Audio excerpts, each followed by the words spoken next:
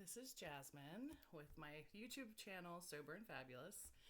And today I want to talk about letting go. So I have heard this statement a lot this past year and throughout my life. I've said it to myself many, many times. And I'm coming to the realization that letting go is not just a statement. There's action behind letting go that is clearly obvious in the statement, but I've been confused on how to actually let go. And I'm learning different ways to accept things. And it's funny how life just throws things at you. I think one of the biggest things that life can throw at you is death. And you have to accept death when it happens, and it's hard. But there's also a finale. What's the word I'm looking for? A finite. I'll struggle. I'll think about that one for a while. To someone passing and then being out of your life. And then there's the letting go of past behavior.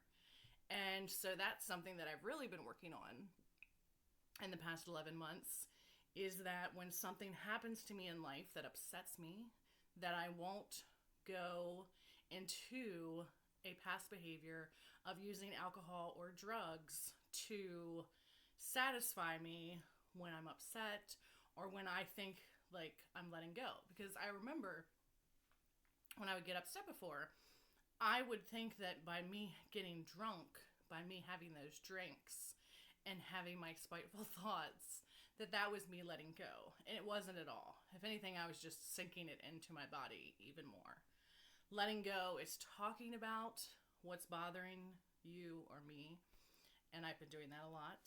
Letting go is when I start to get into a place where I would just want to dwell on something, ruminate on something, where I stop myself and I do something else. Even if it's a simple task like doing laundry or getting up and walking around, that stops my brain from being comfortable with not letting go and sitting in sorrow, sitting in grief, sitting in anger. And I'll keep saying it. Those feelings are completely valid and they're okay to have. They're just not okay to sit in for long periods of time. And I have done that for a lot of my life and I've been completely miserable. And I also turn to things that were not healthy. And it's not just drugs and alcohol. I've talked about my sleeping. I've talked about isolation. I've talked about not talking about what's really bothering me, just talking about everything else in the world, but not what's bothering me. So letting go of that desire to use, that's a big one. And I work on that every day because things happen that are irritating, or they can even be good things where I used to drink. Drinking's the biggest one because it's so socially acceptable as well. So something would happen and then I would reward myself, or there's a fly stuck to me.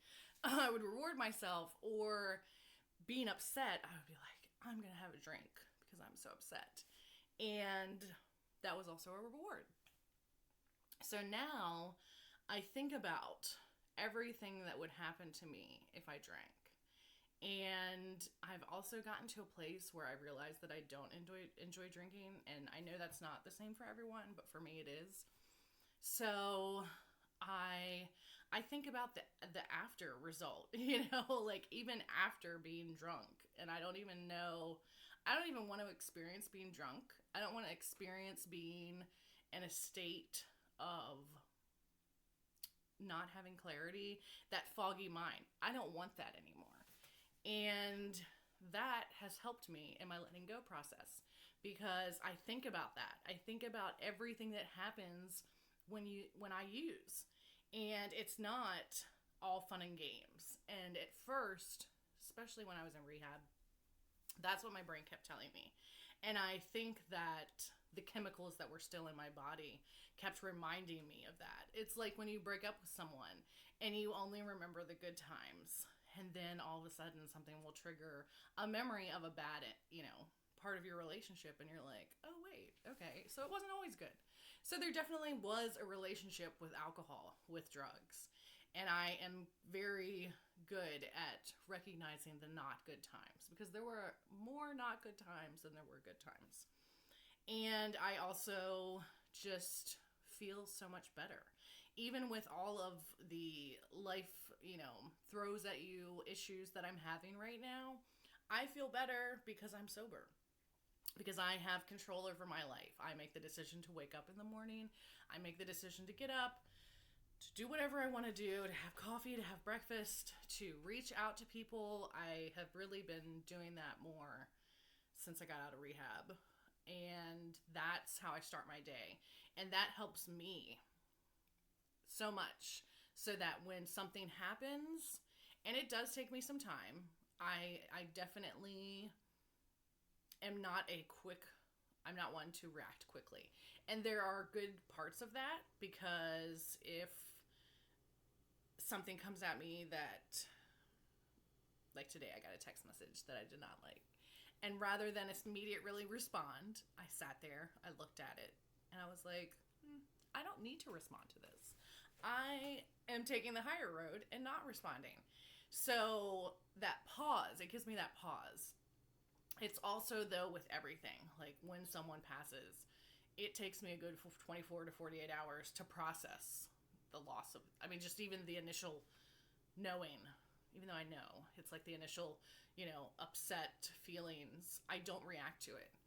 And I am learning to use that to my advantage, like I said today, and getting a message that I didn't like so much.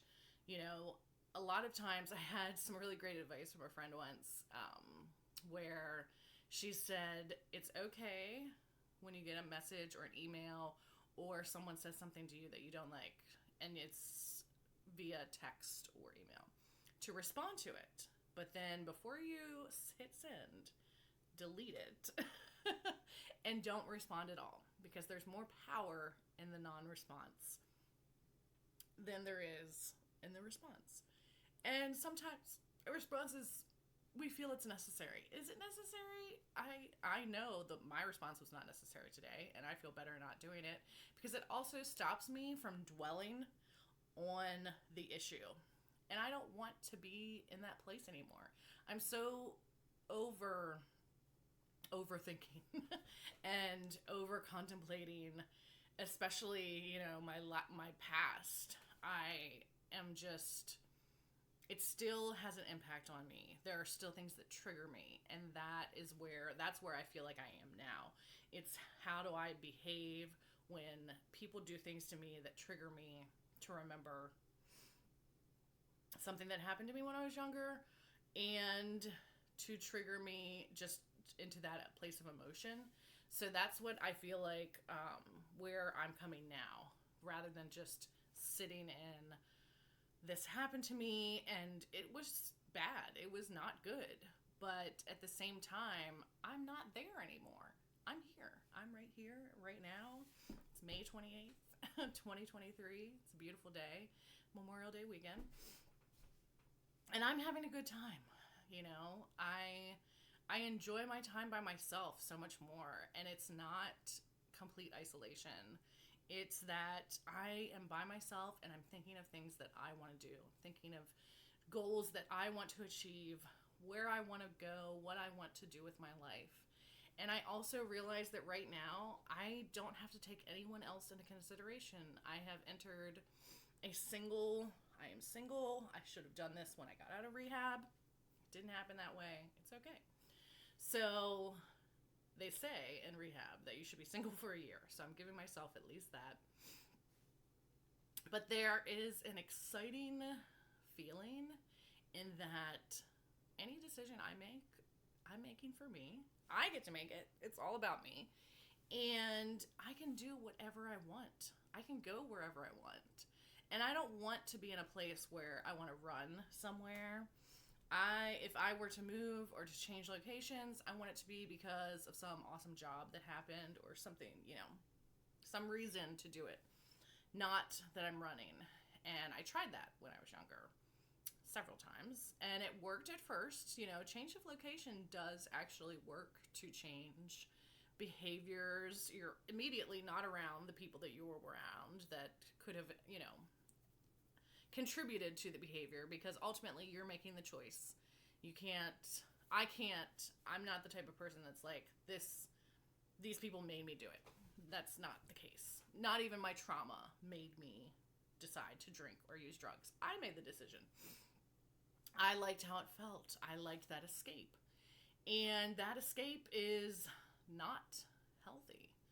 There's nothing wrong with dealing with what is going on in life and what has happened in my past.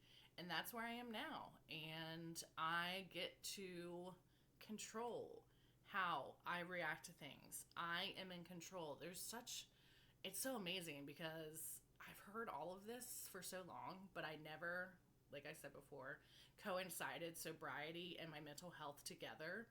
And I also never approached sobriety and the fact that I would stay sober for the rest of my life. And I'm very content in doing that now. And I just, it's such an eye-opener. I'm like, there's so many things that work well with me being sober, and me also overcoming the urge to do it, because that is letting me know that I can overcome my depression. I can overcome my anxiety. I can overcome the traumas that I let define me for years. I am not defined by that. I'm not a victim.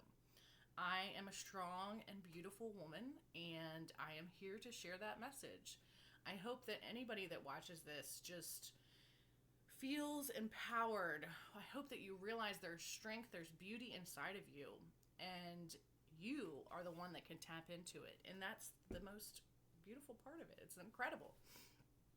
And I need guidance. I have an amazing therapist. I have friends and family that I talk to. I journal. I do workbooks. I watch YouTube videos on bettering myself, on ways to put myself in a better place. And I do affirmations. It's sometimes the simple things are what work. And that's wonderful. It doesn't have to be difficult. It doesn't have to be a road of just, bumps and drama and all of that. And in fact, life will just throw that at you. So why add to it? I am happy in the place where I am today because I am taking accountability for myself. I'm being honest about myself. I'm being honest when I do something wrong. I'm being honest with myself in that I'm getting better. I'm allowed to make mistakes. Things happen. And there are always better things out there.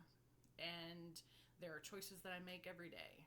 And I find power in that. I find absolute strength in that. And I'm also to the point where I'm just being brutally honest. And that feels so good because I'm not hiding anything anymore. I'm not pretending that this part of my life is perfect or this part of my life is perfect.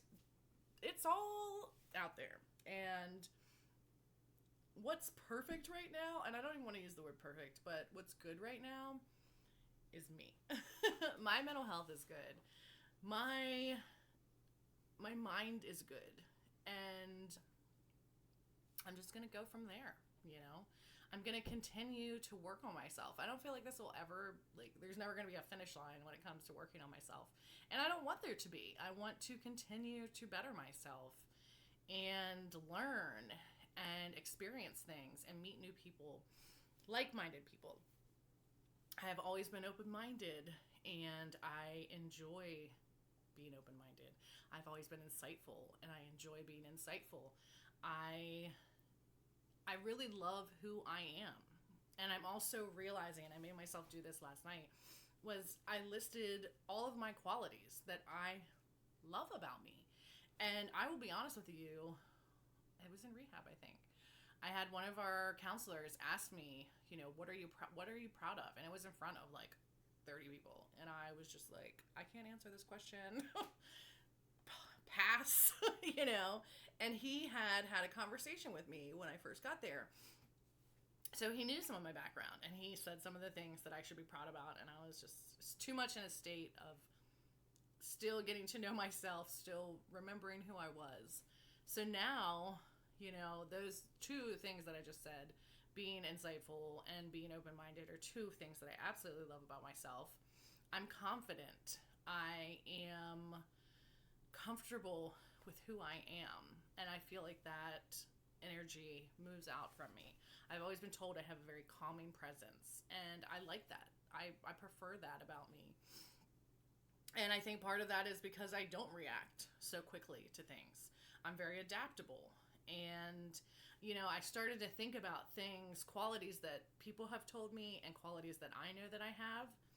And it really got me just in a good place. It reminded me of who I am, what I love about myself, how far I've come, and that the only person I can change is myself, that I'm in charge of this beautiful life of mine.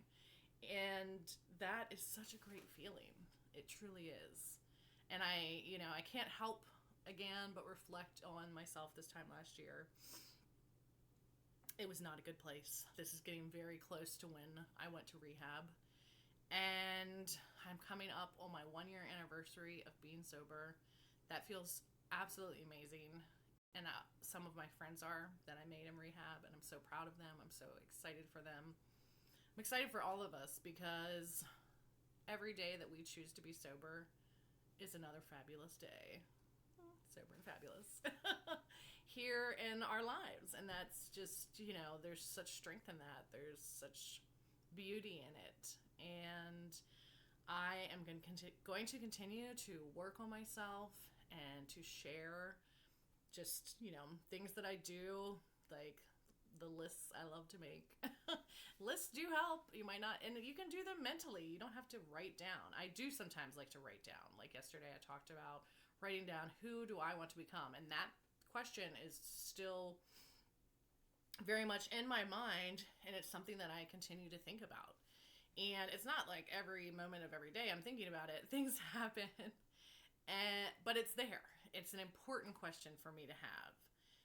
I keep a whiteboard in my room with goals, and sometimes they're short-term goals. Like I had an interview last week, so I put go to interview. And the other ones are like buy my own house. That's going to take some time, but they're up there. They're goals that I see. And then I write affirmations around them, and then I change them every couple of weeks, and I add to it. Some of them I take off, some I add to. It keeps me seeing these things. It's a visual right there where I see what I want to do, what I know I'm capable of doing, and that gives me encouragement and strength as well. And I did in my workbook, it suggested that I write affirmations and put them on my mirror. I did that. I've got 5 affirmations and I sometimes don't even look at them every day, but they're there. They're there for me to see. They're there for me to read. And there's something about looking at yourself in the mirror and reading something positive about yourself that I truly do believe in. And I'm very much working on looking at myself in the mirror, looking at myself in the camera right now and saying, in my mind, you're beautiful. You're an amazing woman. So that's the loop that's going on in my mind right now. And I work on that because sometimes I look in the mirror and I don't want to think that. And why? Why am I so hard on myself? I get so frustrated with that because there is, for me, it's so easy for me to want to compare out to other people that I don't even know. Usually it's a celebrity. Usually it's a show I'm watching, someone that's, very thin, big boobs, and I don't meet that criteria. And I don't even know that person. I don't even know their personality. And here I am comparing myself thinking they're better than me, and they're not. I know me, and I'm pretty freaking awesome. And I know this because people tell me this, and I believe it. I believe that about me. I'm a good person, and people like being around me.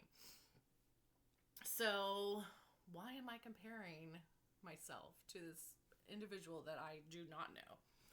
And that's something that I'm really, really working on. And I find power in focusing on what I love about myself, what is good about me, what brings me joy from within about me. I think those are all very important things to think about and to consider on a daily basis. And again, this is something that I work on every single day. It's not like one day I make this list of reasons why I love myself and then I love myself forever.